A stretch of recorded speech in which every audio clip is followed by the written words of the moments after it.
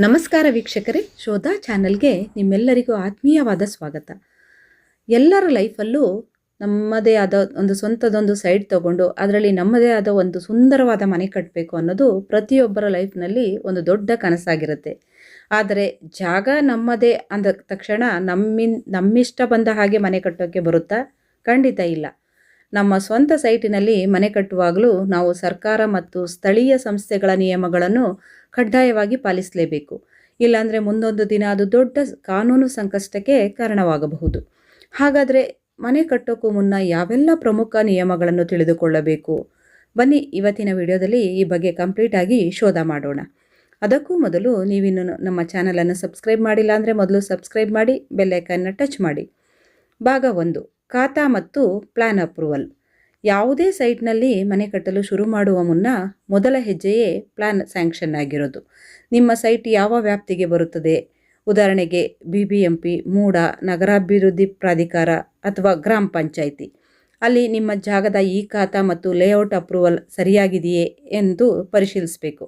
ಒಬ್ಬ licence architect ಅಥವಾ civil engineer ಹತ್ರ ನಿಮ್ಮ ಮನೆಯ ಬ್ಲೂ ಪ್ರಿಂಟ್ ರೆಡಿ ಮಾಡಿಸಿ ಸ್ಥಳೀಯ ಪ್ರಾಧಿಕಾರದಿಂದ ಅನುಮತಿ ಪಡೆಯುವುದು ಕಡ್ಡಾಯವಾಗಿರುತ್ತದೆ. ಅಪ್ರೂವಲ್ ಪ್ಲಾನ್ ಇಲ್ಲದೆ ಕಟ್ಟುವ ಮನೆಗಳನ್ನು ಅನಧಿಕೃತ ಕಟ್ಟಡ ಎಂದು ಪರಿಗಣಿಸಲಾಗುತ್ತದೆ. ಭಾಗ 2, ಸೆಟ್ ಬ್ಯಾಕ್ ನಿಯಮಗಳು. ಮನೆ ಕಟ್ಟುವಾಗ ಮಾಡುವ ಅತ್ಯಂತ ದೊಡ್ಡ ಮತ್ತು ಸಾಮಾನ್ಯ ತಪ್ಪು ಅಂದರೆ ಈ ಸೆಟ್ ಬ್ಯಾಕ್ ನಿಯಮವನ್ನು ಉಲ್ಲಂಘಿಸುವುದು. ಸೆಟ್ ಬ್ಯಾಕ್ ಅಂದರೆ ನಿಮ್ಮ ಸೈಟಿನ ಬೌಂಡ್ರಿಯಿಂದ ಮನೆಯ ಗೋಡೆಗೆ ಬಿಡಬೇಕಾದ ಕಡ್ಡಾಯ ಖಾಲಿ ಜಾಗ. ನಿಮ್ಮ ಸೈಟಿನ ಸುತ್ತಲೂ ಅಂದರೆ ಮುಂಭಾಗ, ಹಿಂಭಾಗ ಮತ್ತು ಎರಡೂ ಬದಿಗಳಲ್ಲಿ ಇಂತಿಷ್ಟೇ ಅಡಿ ಜಾಗ ಬಿಡಬೇಕು ಅಂತ ಬಿಲ್ಡಿಂಗ್ ಬೈಲಾ ಹೇಳುತ್ತದೆ. ಇದು ನಿಮ್ಮ ಸೈಟಿನ ಗಾತ್ರದ ಮೇಲೆ, ಉದಾಹರಣೆಗೆ 30x40, 40x60 ಇದು ನಿರ್ಧಾರವಾಗುತ್ತದೆ. ಯಾಕಾಗಿ ಈ ನಿಯಮವನ್ನು ಪಾಲಿಸಬೇಕು ನೋಡೋಣ ಬನ್ನಿ.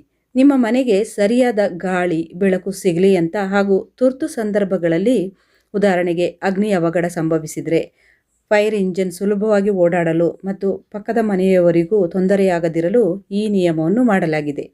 ಸೆಟ್ ಬ್ಯಾಕ್ ಬಿಡದೆ ಪೂರ್ತಿ ಜಾಗ ಆಕ್ರಮಿಸಿ ಮನೆ ಕಟ್ಟಿದರೆ ಭವಿಷ್ಯದಲ್ಲಿ ಅದಕ್ಕೆ ಡೆಮಾಲಿಷನ್ ನೋಟಿಸ್ ಬರುವ ಸಾಧ್ಯತೆ ಇರುತ್ತದೆ.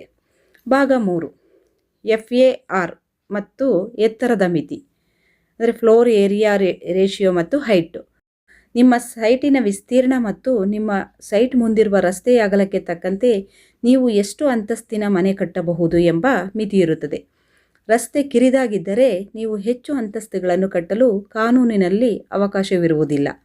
ಹಾಗೆಯೇ ವಾಸದ ಮನೆಗಳಿಗೆ ಮತ್ತು ಕಮರ್ಷಿಯಲ್ ಬಿಲ್ಡಿಂಗ್ಗಳಿಗೆ ಈ ನಿಯಮಗಳು ಬೇರೆ ಬೇರೆಯಾಗಿರುತ್ತವೆ. ಪ್ಲ್ಯಾನ್ನಲ್ಲಿ G+1 ಅಂದರೆ ಗ್ರೌಂಡ್ ಫ್ಲೋರ್ ಮತ್ತು ಫಸ್ಟ್ ಫ್ಲೋರ್ಗೆ ಅನುಮತಿ ಪಡೆದು G+3 ಕಟ್ಟಿದರೆ ಅದು ನಿಯಮ ಉಲ್ಲಂಘನೆಯಾಗುತ್ತದೆ. ಭಾಗ 4, ಇತರ ಕಡ್ಡಾಯ ಸೌಲಭ್ಯಗಳು. ಇವಿಷ್ಟೇ ಅಲ್ಲದೆ ಇತ್ತೀಚಿನ ನಿಯಮಗಳ ಪ್ರಕಾರ ಹೊಸ ಮನೆ ಕಟ್ಟುವಾಗ ಕೆಲವು ಪರಿಸರ ಪೂರಕ ಸೌಲಭ್ಯಗಳನ್ನು ಅಳವಡಿಸಿಕೊಳ್ಳುವುದು ಕಡ್ಡಾಯವಾಗಿದೆ. ಮಳೆ ನೀರು ಕೊಯ್ಲು ಅಂದರೆ ರೈನ್ ವಾಟರ್ ಹಾರ್ವೆಸ್ಟಿಂಗ್. ನಿರ್ದಿಷ್ಟ ಚದರ ಅಡಿಗಿಂತ ದೊಡ್ಡ ಸೈಟ್ ಆಗಿದ್ದರೆ ಮಳೆ ನೀರನ್ನು ಉಳಿಸುವ ಕಡ್ಡಾಯ ವ್ಯವಸ್ಥೆ ಮಾಡಬೇಕು. ಇಲ್ಲದಿದ್ದರೆ ನೀರಿನ ಸಂಪರ್ಕ ಸಿಗುವುದು ಕಷ್ಟವಾಗಬಹುದು ಅಥವಾ ದಂಡ ಕಟ್ಟಬೇಕಾಗುತ್ತದೆ. Solar water heater. ಪರಿಸರ ಮತ್ತು ವಿದ್ಯುತ್ ಉಳಿತಾಯದ ದೃಷ್ಟಿಯಿಂದ ಸೋಲಾರ್ ಅಳವಡಿಕೆ ಪ್ರೋತ್ಸಾಹ ಮತ್ತು ನಿಯಮಗಳಿರುತ್ತವೆ. ತ್ಯಾಜ್ಯ ವಿಲೇವಾರಿ ಮತ್ತು ಸೆಪ್ಟಿಕ್ ಟ್ಯಾಂಕ್.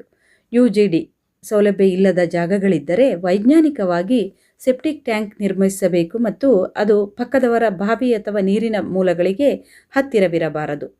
ವೀಕ್ಷಕರೇ, ಮನೆ ಕಟ್ಟಿ ನೋಡು, ಮದುವೆ ಮಾಡಿ ನೋಡು ಅಂತ ನಮ್ಮ ಹಿರಿಯರು ಸುಮ್ಮನೆ ಹೇಳಿಲ್ಲ. ಮನೆ ಕಟ್ಟುವಾಗ ಆತುರ ಪಡದೆ ಸ್ಥಳೀಯ ಇಂಜಿನಿಯರ್ ಅಥವಾ ಆರ್ಕಿಟೆಕ್ಟ್ ಸಹಾಯದಿಂದ ಕಾನೂನುಬದ್ಧವಾಗಿ ಪ್ಲ್ಯಾನ್ ಅಪ್ರೂವಲ್ ಪಡೆದು ಮುಂದುವರಿಯುವುದು ಯಾವಾಗಲೂ ಸುರಕ್ಷಿತ. ಇದರಿಂದ ನಿಮ್ಮ ಹಣ, ಸಮಯ ಮತ್ತು ನೆಮ್ಮದಿ ಕೂಡ ಉಳಿಯುತ್ತದೆ. ನಿಮಗೆ ಈ ಮಾಹಿತಿ ಉಪಯುಕ್ತ ಅನಿಸಿದರೆ ದಯವಿಟ್ಟು ವಿಡಿಯೋನ ಲೈಕ್ ಮಾಡಿ ಮತ್ತು ನಿಮ್ಮ ಸ್ವಂತ ಮನೆ ಕಟ್ಟಲು ಪ್ಲ್ಯಾನ್ ಮಾಡುತ್ತಿರುವ ಸ್ನೇಹಿತರೊಂದಿಗೆ ಶೇರ್ ಮಾಡಿ. ಇಂತಹ ಮತ್ತಷ್ಟು ಆಸಕ್ತಿದಾಯಕ ಮತ್ತು ಮಾಹಿತಿಪೂರ್ಣ ವಿಡಿಯೋಗಳಿಗಾಗಿ ನಮ್ಮ ಶೋಧಾ ಚಾನಲ್ಗೆ ಸಬ್ಸ್ಕ್ರೈಬ್ ಆಗೋದನ್ನು ಮರಿಬೇಡಿ. ಮುಂದಿನ ವಿಡಿಯೋದಲ್ಲಿ ಸಿಗೋಣ. ಶೋಧಾ ಸದಾ ನಿಮ್ಮೊಂದಿಗೆ. ಧನ್ಯವಾದಗಳು.